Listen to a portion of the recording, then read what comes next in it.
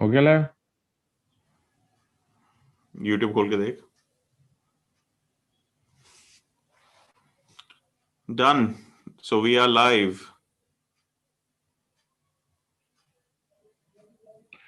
Hello everyone. तो ये हमारा 23rd एपिसोड है। फाइनली हम धीरे धीरे आगे बढ़ रहे हैं। I think we have missed a few sessions in the middle, but we are trying our best to keep this channel alive. इसकी जितनी हो सके हम इसको जिंदा रखने की कोशिश कर रहे हैं। Cheers to Saurabh for finding time. So And to आज you too, Priyank. चलो we have selected thank you. So today we have selected a very interesting topic, cyberbullying. Abhi, see, the thing is, a lot of things are happening, and recently Delhi government has come with a statement that the students need to be sensitized about it. So we feel, as educators, as part of the society, anyway, we all should understand what cyberbullying is. And Saurav, of course, is a cyberbullying expert. He's experienced in a lot of things, and cyberbullying is one of them. Okay. So today we'll just try to understand first what cyberbullying is all about, what exactly it is, and what forms it can take. I think, as such, the word is something which we all know. Okay, cyberbullying. Okay, abuse online.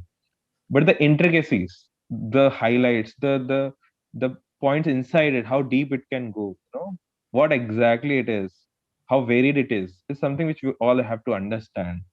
And it is important for us to know, because we should be able to identify what is happening with us or someone around us, with our kids or cousins or anyone else.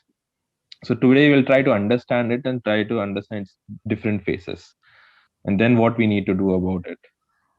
So Saurabh, let's begin. Absolutely. Well, thank you so much, Priyank, for that introduction. And you're absolutely right. We need to know about cyberbullying, because the problem with India is we are the cyberbullying capital of the world, and half the people don't even know if they are being cyberbullied or not. So आप किसी चीज को कैसे रोकोगे जब आपको पता ही नहीं है कि आपके साथ साइबर बुलिंग हो भी रही है कि नहीं? All right. This actually reminds me of a recent statistic that I read about the Me Too movement also. When the Me Too movement started, the number of reporting of cases, because for the first time people understood, okay, Me Too movement, may all the people who were coming out and talking about how they were sexually harassed in different ways actually told people that, okay, whatever was happening to me was also sexual harassment. So the number of reporting of sexual harassment cases, it increased by 58% in India, if 54 to 58% in India. And the same thing is a problem with cyberbullying also. So that if you do not know about cyberbullying, you will not report it. Okay, so that is the first part of it. Second part of it is cyberbullying is not like anything else. It is something which primarily targets young students, all right, school going students, adolescents, and they do not have the courage or the understanding at that age that we should report it, because they fear being social outcasts more than actually reporting cyberbullying. All right. Now, starting with this premise, I would like to share some statistics. In 2012, Microsoft and one of the companies of Microsoft, they did a survey to see the cyberbullying phenomena across the world, and Indian students. Well, it was quite shocking in 2012. I mean, when we did not even have decent 3G. I think we hardly had 2G. I think even then, Indians were exhibited the third highest rate of cyberbullying in the world. Now, you need to understand, in 2012, it was third highest. In 2018, according to an Ipsos, which is a company which does market surveys, Ipsos survey, Indians exhibited around 37% cyberbullying, which means like almost every third student who was going online was being cyberbullied, which was the highest in the world. So Indians became the highest cyberbullied people in the world. And during COVID-19 lockdown, when all of India suddenly decided, suddenly had to move to internet, at least, well, not all of India, but people who had access to it, the cases increased. We have all heard about the Instagram boys locker case, which happened in May, then a bunch of other cases. And Delhi government has finally come up and actually issued a notice to all the schools and parents for sensitizing their children, sensitizing themselves and teachers against cyberbullying. It has reached that stage right now. I think Saurabh, we have spoken so much about cyberbullying, but we need to start with what exactly it is. Can you break it down, like break it down really for Absolutely. us to understand in very simple layman language what exactly it means? Absolutely, absolutely. So, first of all, we need to understand bullying. What is bullying? Bullying is when a person intimidates or threatens the other person verbally, physically, or by other means, which can be different types of means. Actually, bullying can be of multiple ways. Scheming against the other person for no particular reason, just but to get some popularity or to maybe act on some kind of revenge or something like that. That is classified as bullying. Who are bullies, and why do they do these things? Well, there's a lot of literature about bullies, and the underlying psychological trauma that they faced earlier on in their life, so which makes them into bullies. When you do this, when you have such a bullying behavior which is exhibited by using electronic devices and electronic digital media, it becomes cyberbullying. So in cyberbullying, obviously somebody cannot punch the other person physically, but what they can do is, whenever you post something on social media, they can stop other people from liking your post. That is cyberbullying. Hmm. How is Similarly, that? I mean, there are different categories of these bullyings. I mean, I'll try to talk about as many as possible. One is, so this is actually similar to isolation, when what you do is, as a group member, you are liking everyone's posts on Facebook or Instagram or something. But when you post something, there are a group of students who will not like your photo, and also influence other students in the group not to like your photo. So in a way, they are isolating you, Okay. making you feel unpopular, making you feel like an outcast. Okay. Then cyberbullying also happens, when students, they spread rumors about other people. They hack into their accounts and actually write some post on Facebook. So, Priyank, you might have noticed a lot of our friends, suddenly their accounts, they start posting some very, very strange things. And later on, they will be Right. messaging everyone, I'm sorry, my account was hacked. This was not me. Right. So, that is also cyberbullying. Then, what they can do is they can create fake accounts, pretend to be somebody else. For example, if I go online and I pretend I make an account, I download your photo from the internet, I make an account in the name of Priyank Sharma. And then being pretending to be Priyank Sharma, I am sending requests to all your friends, sending them messages, maybe asking for money, cyberbullying. Okay. Another way of doing it is, I can actually, pretend to be a small child, or, an adolescent, and make friends with other adolescent kids to take information from them or anything like that, or to be their friend, or to psychologically manipulate them and so on. So that is another way of doing it. Similarly, so whatever you do which is considered immoral online, which can hurt other people, manipulate their emotions, and cause them trauma, mental trauma, or trauma in other ways, it is classified as cyberbullying. Obviously, cyberbullying is very different from cybercrime. That is something which people don't understand. So cyber crime is when people are directly attacking your information and trying to take sensitive data from you, like your credit card number or your bank account details, your phone number, etc., and then create some purchases or try to do some financial statement. That is cyber crime totally.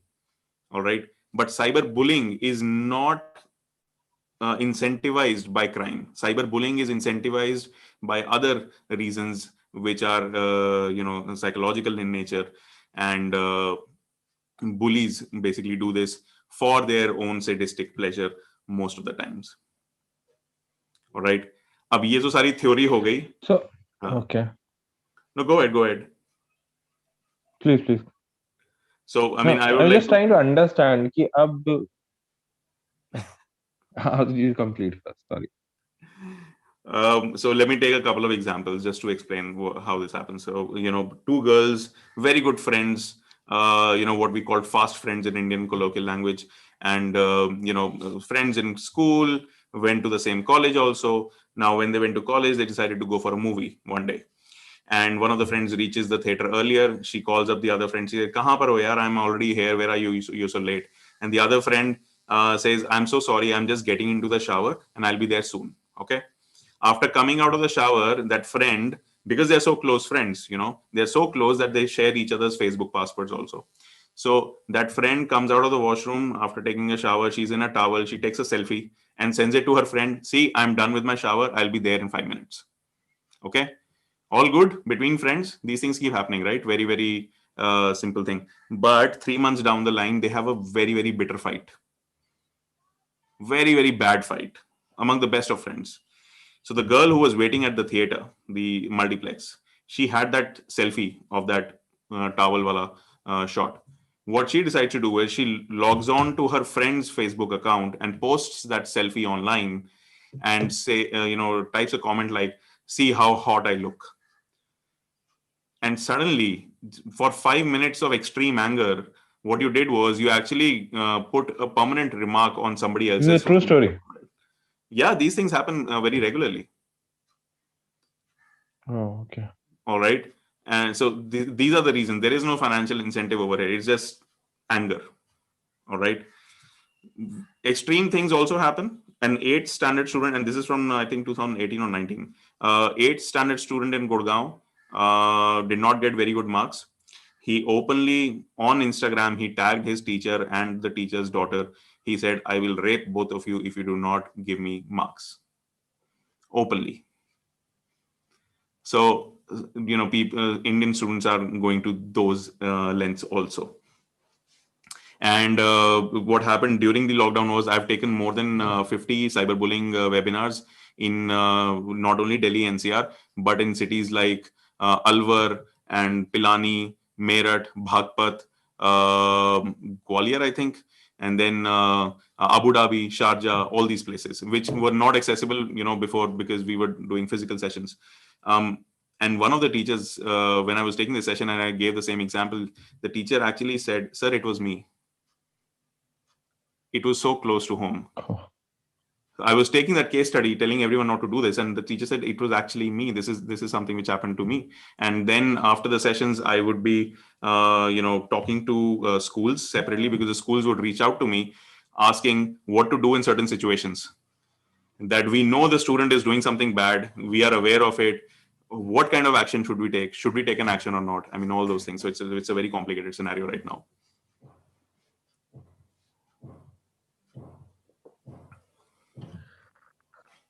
so interesting and so threatening. It is very unsettling. Acha, help me understand this. Yeah. So basically, let's say if I write anything bad about my friend on social media, will it count as cyberbullying? Like suppose I call my friend Yes. as, let's say, fat, or let's say I I say that this girl is not good, or this boy is not good, or anything negative about the other person. Will it come under cyberbullying? So that's a very important question, right? Why? Because it's a double-edged sword. All right. How is it a double-edged sword? First is, I have a friend who likes to joke a lot, and he or she sometimes doesn't understand when they are crossing the line. Also, they don't really care if they are hurting me or not. They are like that only. So when they write something on Facebook against me, something negative, should I report it or not? Now, if I report it, okay, that means everyone will say, "Yeah, it was just a joke. Why did you do it? It's such an extreme step." If I do not report it, that person keeps on doing it, maybe increases it, maybe does it to more people, right? So it's a double-edged sword. Technically speaking, anything which is said against you on social media, If you are not reporting it, then it will not be considered cyberbullying. That is technically speaking. Either the victim can But it report can it. be reported. Yes. Of course, it can be reported. You can report it to the social media itself, Matlab, like as Facebook. simple things as, suppose I put a post and my friend calls me ugly. Mhm. So this can be reported in as a form of cyberbullying. Absolutely. You can report it to Facebook, you can report it to Instagram, whichever platform it was done on. All right. So that is the first level of reporting. Now, what I tell all my students is whenever something like this happens, is first thing that you need to do is take a screenshot or screen record it if it's a video. All right. So that you have evidence that this actually happened, so that the other person does not pull down the post and say nothing happened. And then you use that evidence to send it to Instagram, tell them that this is happening. Although Facebook, Instagram are really, really slow, they do not work very well when you report something like this, because it is happening so much in our country. They're simply not concerned, because well, there Exactly. might be some political reasons also. But um, coming to the other fact, if you report it, it will be counted as cyberbullying. The victim can report it, or somebody else can also report it who's observing. Then it will be considered cyberbullying, right? So the line is so thin. Like two friends are joking and they, let's say they call each other names. That's what I'm trying to understand. That, when do we tag it as cyberbullying? Exactly. If two people are online chatting and doing their friendly things, and suddenly one person decides to report it, you can't go in the court and say, yeah, in the before the law, and say, yeah, this happens all the time. Yes. It So is that is why so, I unless and recommend. until it is reported, it is, yeah. You're right. You're right. So that is why I recommend something else. See, it's a social contract that we have with each other, right? That we are friends. You should not make me uncomfortable. I will not make you uncomfortable. Something like that. Whatever social contract you have with each other, it is always better to communicate first, then report. Usually, in these cases, all you need to do is either block that friend or send that friend a message that, hey buddy, you had your fun, it was fun for a while, I'm not enjoying it anymore, stop doing it, otherwise I will have to block you. All right, I will have to unfriend you. And that is usually, more in most cases, that works. The other person also understands their problem, and it's not something, that people are doing it with malicious intent. Most of the time they're primarily doing it for fun, to gain popularity. Especially if you look at today's YouTube channels, the highest, one of the most popular YouTubers from India is a person who actually roasts other people and makes fun of them, makes fun of their YouTube videos, makes fun of Kariminati. yeah, well, Carrie Minati is one of the biggest. Now, the question is, most of the students follow him because they find him funny for some reason. Well, I think we are too old to understand why they find him funny, but he uses a lot of curse words. He would be using a lot of expletives.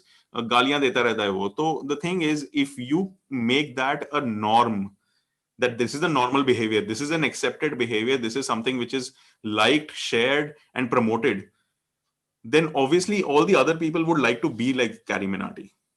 And when they like to be like Carrie Minati, then the victims will have lesser of an option to actually exercise their right by telling them, no, I did not enjoy this at all, please stop doing it. Because they will say, Arey, this is what everyone does. So it becomes a very, very big social problem, and that is why communication is the key. Just tell, you have to tell your friend, do not pick on me, I will have to block you otherwise.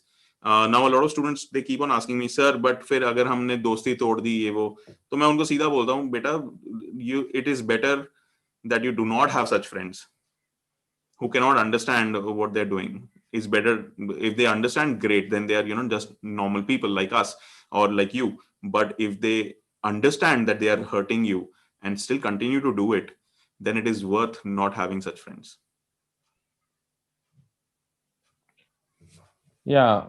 So my whole focus is in the again the see, each one of us, as such, most of us, let's say, are in some way or the other indulging in cyberbullying. You know, in sense that अब देखो जैसे carry मनाटी का we took an example, or let's say you take any post of any person, any celebrity, नीचे जाओ scroll करो, there'll be so many people who will comment on them, on their looks, on their, if they've written something in their English or anything per se. So they will call out names. They will, if somebody did something in their personal life, you know, Virat Kohli taking leave, taking paternity leave is a big deal for so many Indians, calling him names, and so as such देखा जाए तो फिर तो huge मास सब cyber bully है.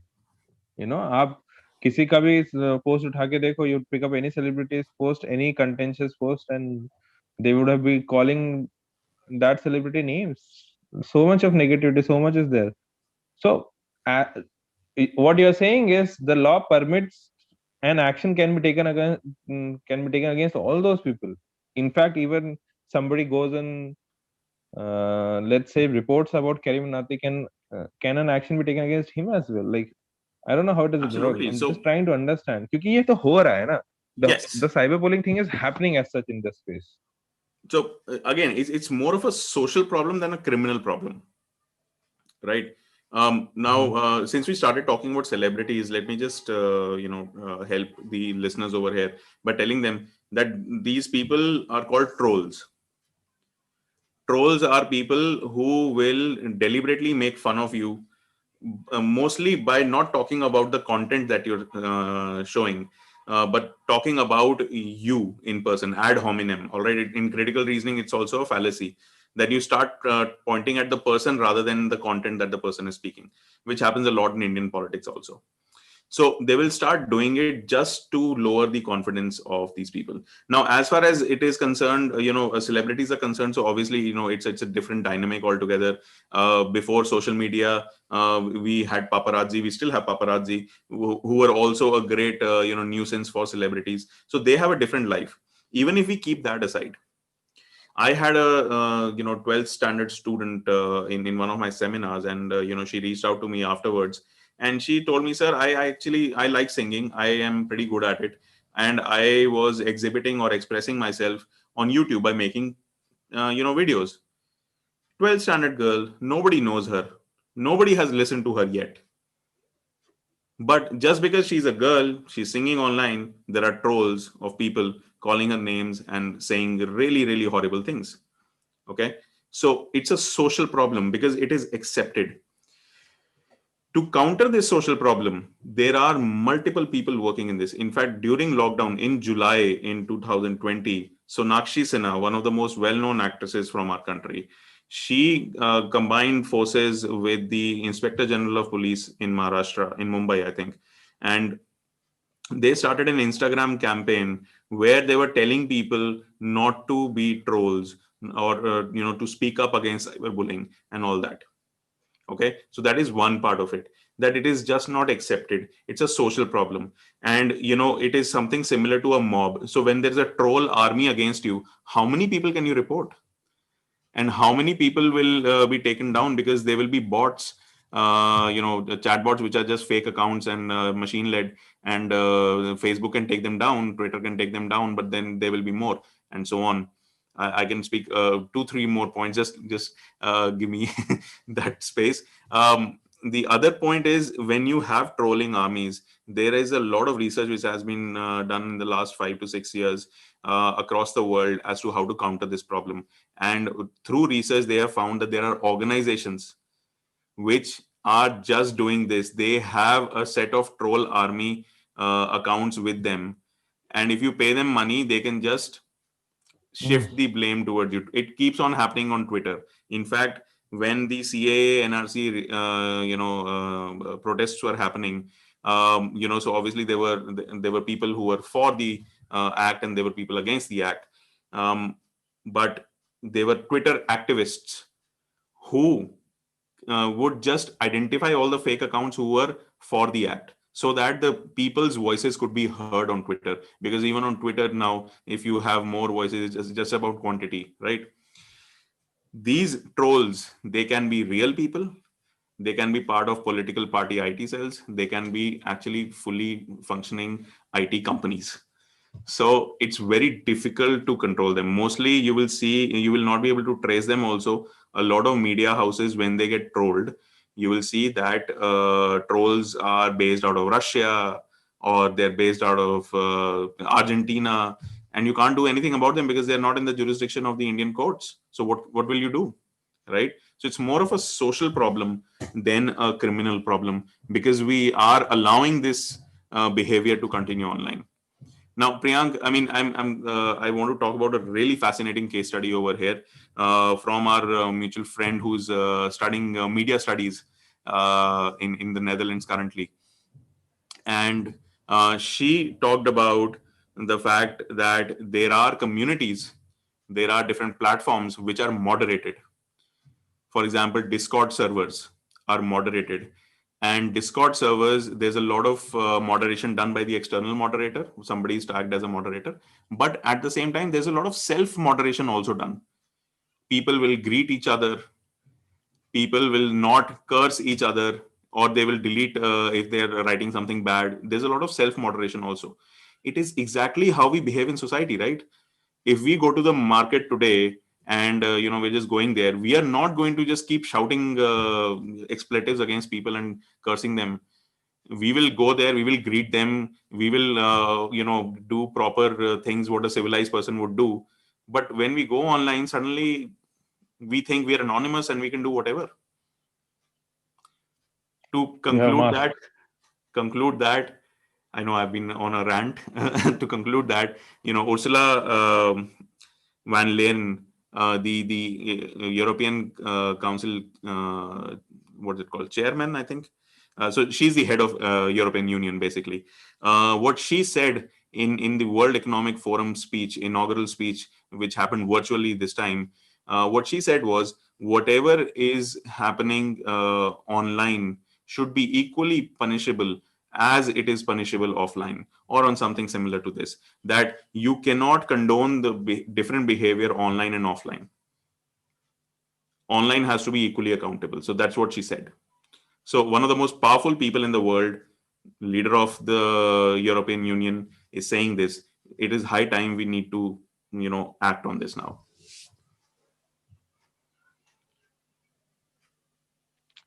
interesting. I think there are two major points here. One, I think so offline there are a lot of things happening, like friends calling each other names, or in this society we abusing each other, abusive words being used. So often we find among friends. But when it goes online, it is much more, let's say, visible per se. Hmm. The reach is much larger, so probably has a deeper impact. The second part to it is, as you said, you know reporting people who are doing this. I don't know. I'm just figuring it out. If someone has a behavior of calling names in offline setup, and they shift to the online and do the same thing. Offline, it is less visible, and even if you report, you don't have an evidence as such. But the online thing, there is an evidence with you, and there's much more can be done about. You can take a screenshot, you can report it, and everything. But coming to the social part of it, you calling it a social problem. So it's just, you know there are portals when you can be anonymous. You can do whatever you want. You can keep a fake name and everything.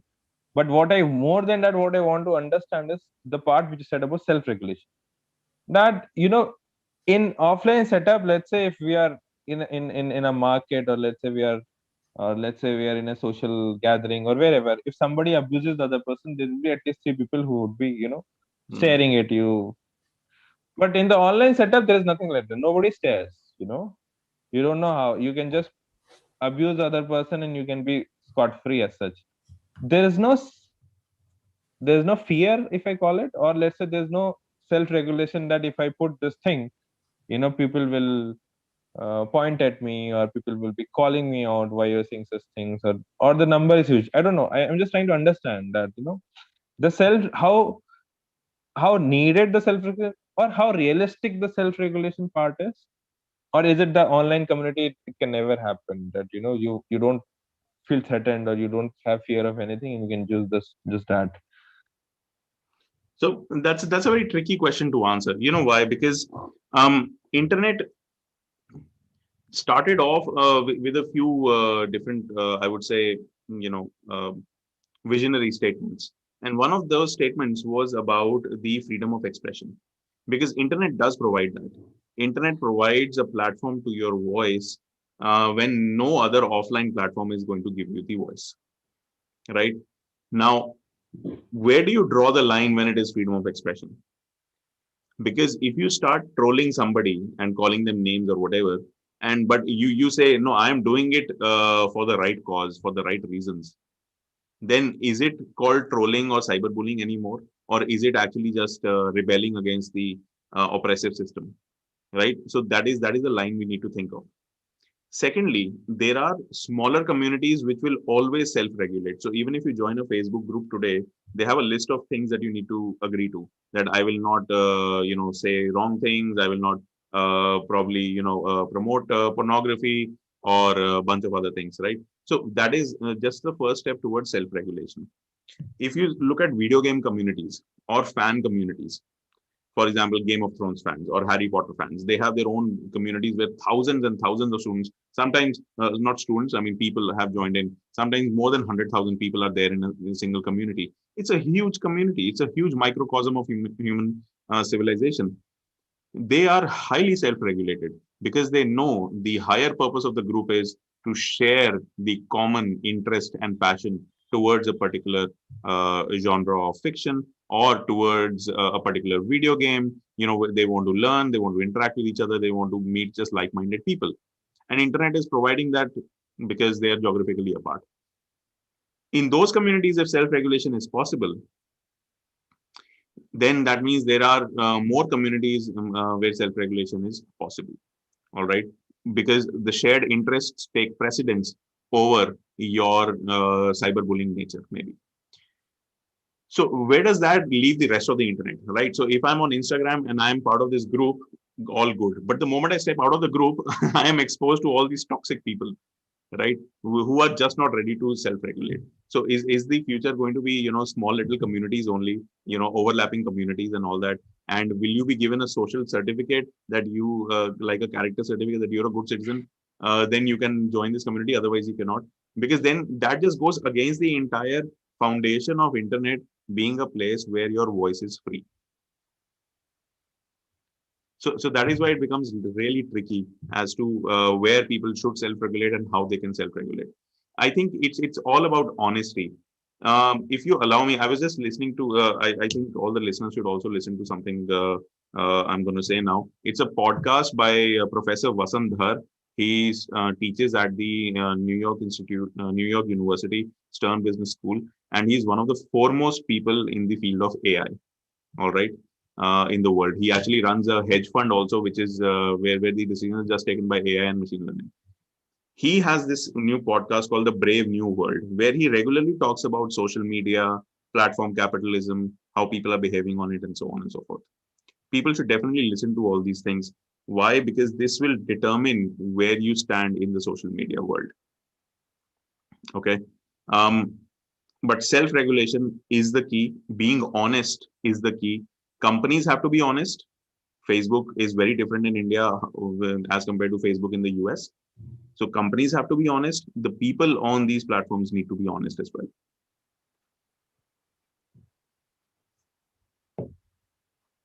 There's another question which is coming to my mind. So, how difficult do you think it is for let's say children to, with respect to bullying, we understand that something happens in school, child is bullied as such, that it is in that per se also, it is very difficult that it is very difficult that child comes and tells to the family, okay, okay, this is, they're calling me names, they're picking on me or whatever.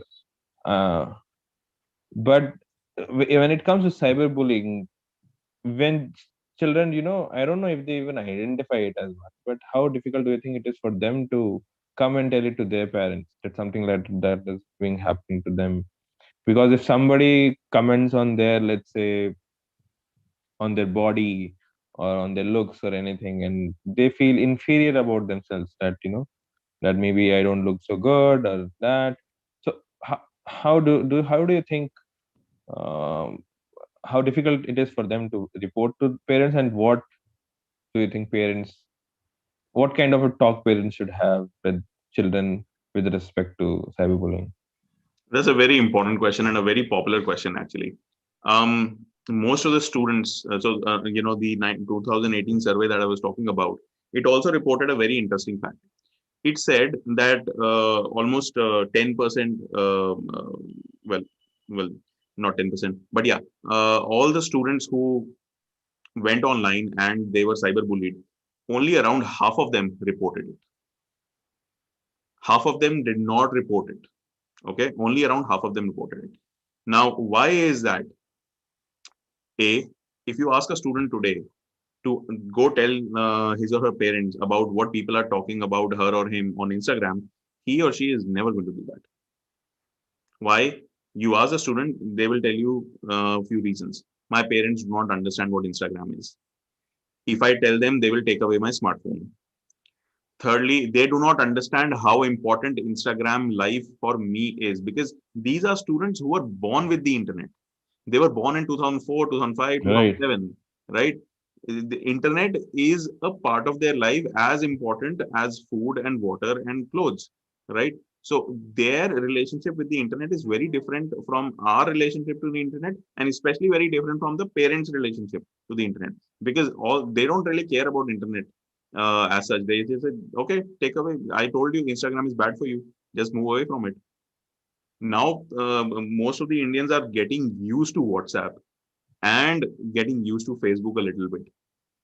Okay, that does not tell us that they are actually internet savvy, or they understand the complex relationship between students and the internet and the social media world. Okay, now what can students do? It was a very important problem, and actually that kind of pushed me to write an article about it, which is published in Jagran Josh right now.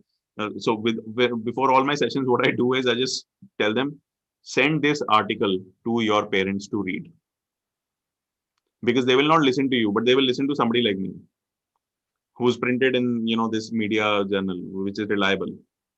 Because the moment that parents read that, then they understand, okay, and after they are slightly made aware of it, then they can have a normal conversation with their children. The children can start trusting their parents. The parents will not overreact to their children's questions or behavior. Because if the parents do not understand this, the teachers have started understanding it, and they have started sharing that a lot with parents. But sadly, it's not becoming a movement as it should be.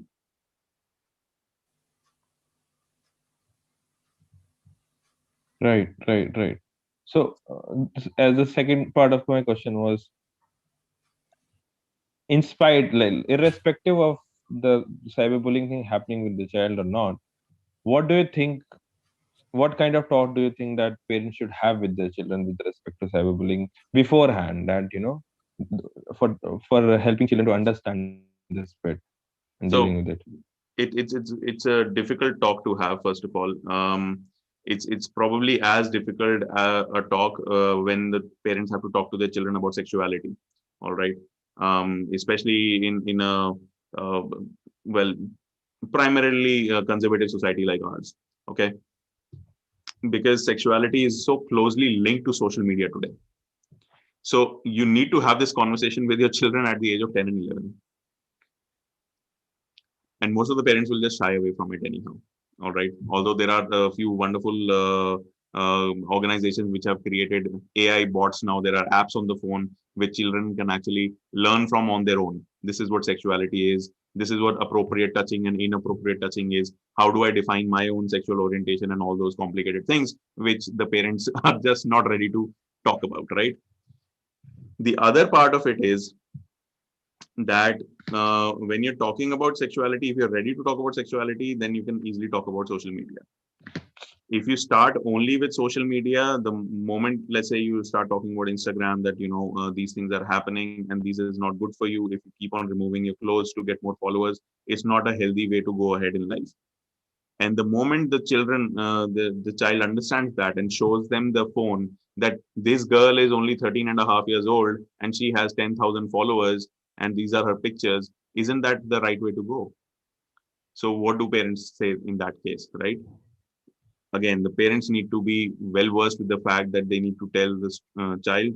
A lot of parents, a lot of very very rich influential influencers in the world, especially from Silicon Valley or professors in great universities, they just ban iPads and phones for the children. All right. But I don't think that's going to be doing a lot, because the children will find a way anyhow. You as a parent need to be open to these ideas and have a genuine conversation rather than just referring to this is not our culture or whatever, because your children are already in that culture. You are not part of that culture. We have the highest population in the world of the youth in the world, right, under 35. And so you are not part of that population anymore. You need to learn more. You need to talk about it openly, that this is wrong. uh, your body is your business, nobody else's business. And all these issues related to body issues or cyberbullying issues. Cyberbullying is not cool. If somebody is trolling you or roasting you, it is not acceptable. Use social media only for connections and not for anything else. How many, a lot of children have this dream of becoming influencers on social media. They need to understand influencers come from all fields, and internet is just catching up. We have experts in every field in the world, right? Offline mostly. In COVID itself, we saw so many experts coming online. There is more information available on the internet today than there was ever before. Experts are freely talking about their knowledge. You can become an influencer in any field, academic or otherwise, helping people. You don't need to become an influencer by taking off your clothes or showing your body. So that is a kind of a conversation you need to have with children, and as early as possible at the age of 10 and 11, because sadly, teens suicide started increasing a lot. There was a direct correlation between social media usage and teen suicides in the US after 2012, 2013. Okay. And they were not only limited to teens, there were a lot of 11 and 12-year-old girls also involved in that. Then you have cyberbullying cases like, the challenges online, social media challenges, Blue Whale challenge, Momo challenge, and all these things where children get influenced because of peer pressure or whatever, and they commit suicide. So you need to stop doing that by telling your children at the age of 10 and 11, educating them, making them aware about all these things. I know it's a very early age, but that's the world we live in right now. So true. And I think there was a time when we could like for example, our parents could choose to not give us phones and laptops till we were like, I got my computer when I was in 11th grade. Never got a phone till I went to college. But that is not possible. No, it's You not. know, you it is so much has changed. Okay, so when you're saying so, today children are relating so much with social media, like their image. What people think about them on Instagram or Facebook, or is so important for them. For example, when bullying happens, let's say take example of bullying. So what do you tell kids? You have to stand against the bully, or let not bullies say things. If somebody is calling in real life, calling you ugly, it should let not affect you. Be resilient in that per se. That your image, which those people call you names, or you don't attach yourself so much to it, right? Don't let them define you per se.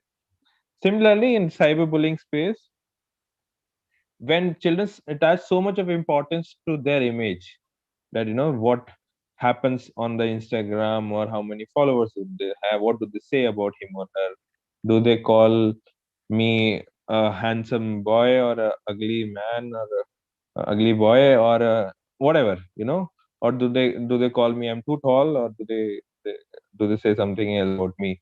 So when, and how much it affects me. So in this space, in this internet space, how to make children understand that they detach their image per se from, as much as possible. I know it is not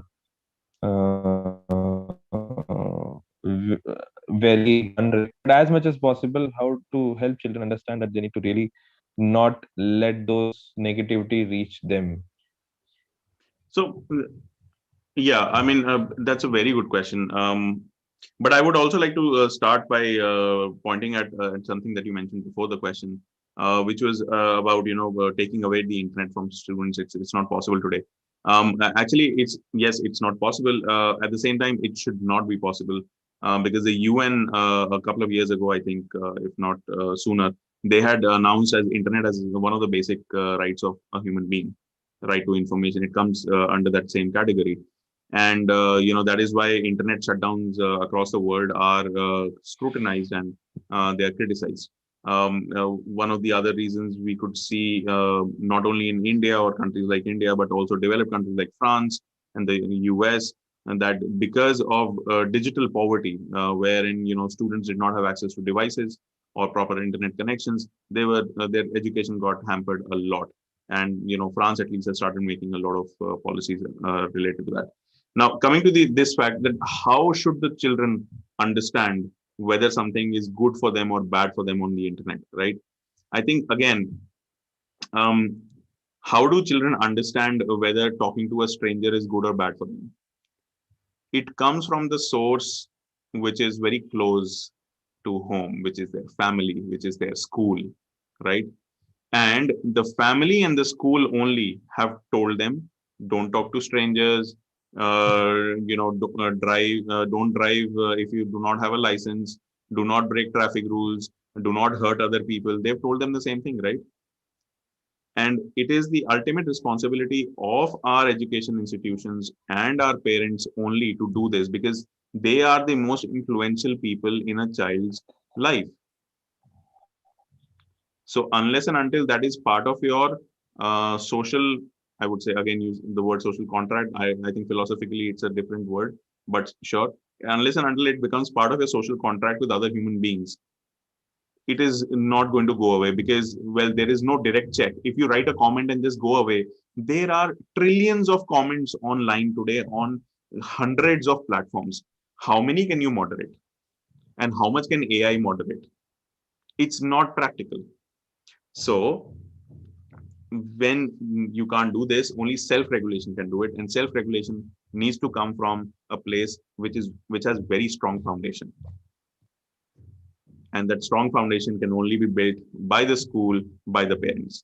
That is why I also conducted a session recently with school counselors also, and school principals from Delhi, Kolkata, Mumbai, and sometimes the Middle East, trying to understand as to what all things are they including in their curriculum for cyber etiquette. So cyber bullying can be countered by cyber etiquette, and that cyber etiquette comes Right. from the school and from the parents. They have to be open to them. So that's a In big fact, challenge. that is what my next question was. That how do you think schools and colleges, particularly schools, can incorporate this whole thing inside their curriculum? How do you think schools can do their bit for children? And what parts of curriculum needs to be tweaked a little for children to have cyber etiquette and more so deal with the whole cyberbullying thing? So yes, all of us on this platform are big promoters of social and emotional learning, right? Um, and a part of it will focus on cyber etiquette. You need to have a new curriculum, maybe a separate subject altogether, wherein students are taught about platforms, students are taught about data, that how much data they should give out and how much data they should not, because platform capitalism is a big thing. Datafication is a real thing. It's impacting our politics and our policies, etc. Thirdly, how much information should you share? How many things should you keep private? Should you put certain photographs online or not? If there is, if you want to comment, what should the comment be? Should not target the other person's personality per se, but the content that the person is talking about. So all those small little things need to be converted into a curriculum, which is not very difficult. We've done that in moral science before, right? We're currently doing that with life skills today in schools. All we need to do is include more of this social and emotional learning with respect to the internet. It's not a very difficult thing to do. But sadly, um, even in our national education policy, at least, I mean, and you can correct me on this, Priyank, because you're obviously much well versed with that than I am. I didn't see anything in the NEP, I neither in the 2019 draft or the 2020 final draft or the final policy that we have right now about this at all. I think we are yet to realize the importance of having this, because we are still what you call digital poverty as such. I think there's a major chunk of India which is still not very well connected with the internet. You know, and there is we are still that digital poverty is a huge reality for us. So for the government to think about cyberbullying is important, definitely, because it is growing as such. But they still don't think that it is as important as it should be, for sure. No, that is true. That is true. Well, the thing is, around 500 million Indians don't have access to internet. All right, it will just take 2 to 3 years for them to get access to internet. And if we do not have a policy which tells them, okay, this is a new shiny thing that you have to use now. How do I use it? Okay, this is the technical way how I use it. What is the socially appropriate way how to use it?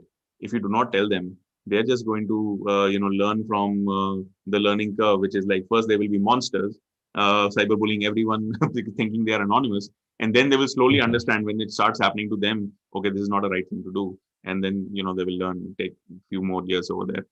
I think we can definitely preempt that by creating structures. I mean, India Right. is one of the most progressive countries in the world when it comes to internet penetration and usage of internet technologies, especially with the India stack. I think we talked about it in the last episode also.